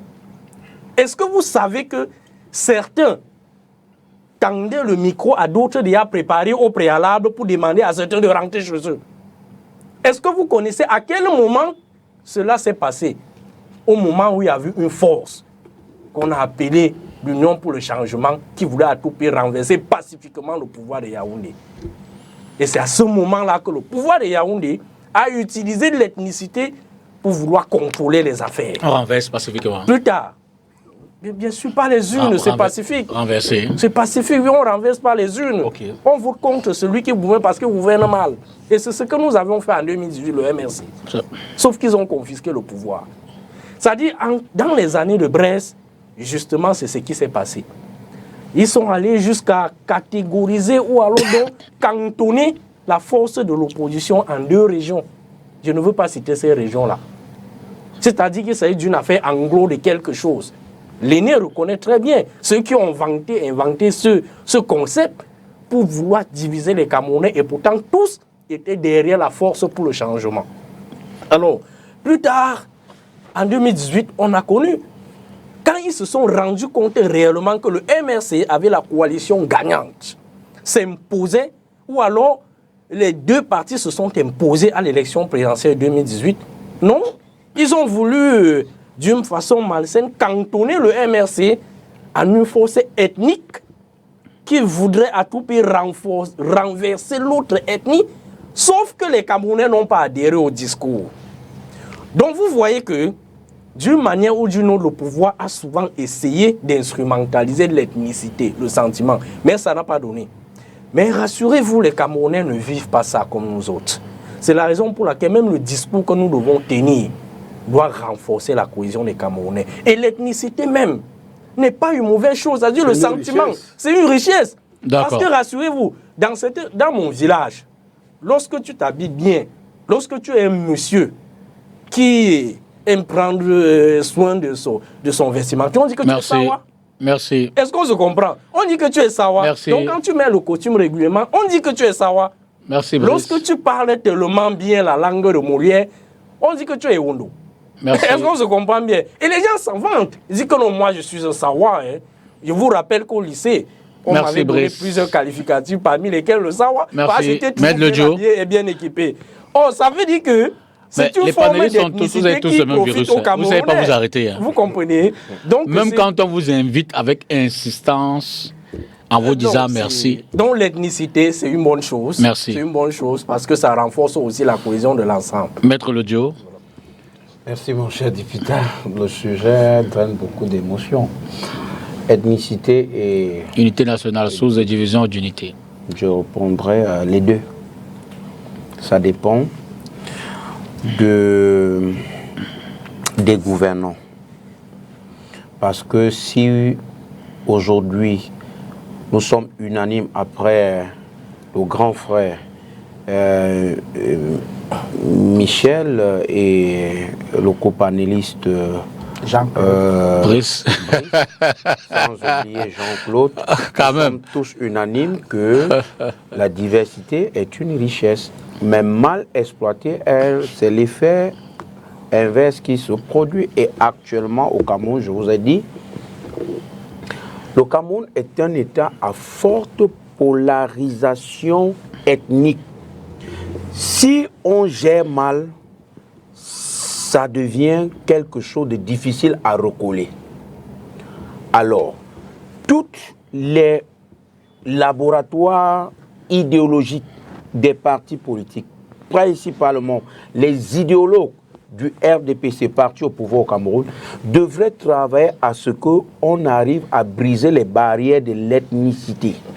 Que l'ethnie soit tout simplement un sentiment d'appartenance, mais beaucoup plus dans une intégration nationale, bien sûr. Si j'appartiens, si je suis Bazou, je sais que étant à Douala, je me sens également chez moi, mais il n'est pas exclu que mes restes retournent chez moi à Bazou. Mais étant à Douala où je suis installé, où je suis établi, je jouis de tous les droits que me confèrent les droits et les lois et règlements en vigueur. Le mal, c'est que il se pose un problème et c'est à partir de ce moment que commencent les marquages ethniques. Le problème, c'est celui du partage du gâteau national. La répartition des fruits de l'économie nationale ne bénéficie qu'à 3 régions. Je ne vais pas les citer, de peur d'être repris par Dipita. je ne cite personne, aucune région, les fruits de l'économie nationale sont bénéficiés par les enfants de 3 régions. Les autres se sentent, n'est-ce pas, exclus. Non, maître, moi je ne suis pas d'accord avec toi. Non. C'est Michel et de ces Moi je ne régions-là, suis pas d'accord avec toi, maître. Heureusement que les fruits, la richesse nationale appartient à Ils veulent une enfoncer clique le de clou. personnes. Voilà. Quand tu regardes toutes les régions, Voilà. mais elle n'est pas, cette clique est tellement minime. Voilà. Et encore Tellement minime et insignifiant. Tu vas donc me comprendre. Toutes les régions, tu vois que toi, tu vas même très loin que moi. Toutes les régions, Tu vas très loin que moi. Non, Voilà, tu monsieur. vas très loin que moi. Sortons de cet axe. Maître, Oui. dans chaque contrée, Oui. il y a des mastodontes Exact. du système qui ont pris en otage la richesse Sortons de cet axe. Il n'y a personne n'a pris de l'autre en Est-ce que vous otage. avez vu, j'ai cité région, j'ai dit 3 régions, c'est Non, mon analyse à moi. non. C'est mon analyse à moi.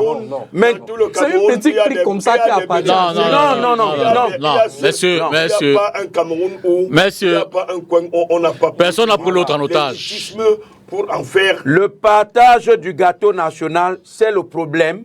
Et c'est où commence le problème, je veux dire, cette problématique du marquage ethnique. Non. Si Non, on non, avait non, réparti non. équitablement, Non. laissez-moi parler. Non, on ne peut pas vous laisser dire si on n'est pas d'accord. Toi, tu as dit pour toi. La répartition des richesses n'est pas faite sur le critère ethnique. C'est le minimum qu'on puisse dire. Jusqu'à là, vous ne me comprenez pas. Non, je ne veux pas vous le comprendre. C'est justement Je ne veux parce pas- que le je ne partage veux pas- du gâteau non. est inégal que le marquage ethnique Comment commence. vous arrivez à savoir qu'il y a 3 groupes qui se partagent la richesse du Cameroun? Si Dipita me le permet, je développe. Non, sur cet Voilà. axe-là, je ne Vous suis pas d'accord. comprenez? Voilà, donc je Sur dis cet que axe, je suis pas c'est d'accord. ce problème de partage. Chacun de nous aussi a une possibilité de calquer les échecs ou le fait d'être le fait d'être inattendu en la collant que ces problèmes émanent des autres. Donc nous avons je dis que chaque ethnie peut dire que mes problèmes émanent de l'autre et nous allons perdre. Je vous ai donc dit en début d'émission de ce thème que c'est les deux. L'ethnie peut être une source d'unité nationale. Merci, comme des monsieur. divisions. Ça dépend de comment est-ce que ceux qui ont le pouvoir gèrent cette ethnicité. C'est ce que je m'évertue à démontrer. Merci.